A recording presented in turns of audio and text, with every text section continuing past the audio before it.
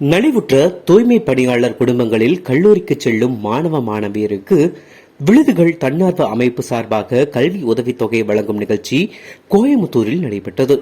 விழுதுகள் அமைப்பு நிறுவனர் எம் தங்கவேல் நிகழ்ச்சிக்கு தலைமை தாங்கினார். திட்ட மேலாளர் கே சந்திரா வரவேற்புரை ஆற்றினார்.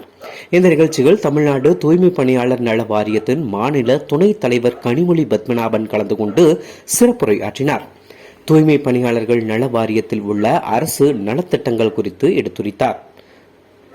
இதனையடுத்து கல்வியின் முக்கியத்துவம் குறித்து மாணவ மாணவியர் மத்தியில் எடுத்துரைத்தார். இருகூர் பேரூராட்சி துணைத் தலைவர் ஜெயக்குமார் வாழ்த்துரை வழங்கினார். விபத்து மற்றும் நோய்வாய்ப்பட்டு இறந்து போன தூய்மை பணியாளர் குடும்பங்களில் இருந்து கல்லூரிக்கு செல்லும் மாணவ மாணவியருக்கு கல்வி உதவித்தொகை விழுதுகள் அமைப்பு சார்பாக இந்த நிகழ்வில் வழங்கப்பட்டது.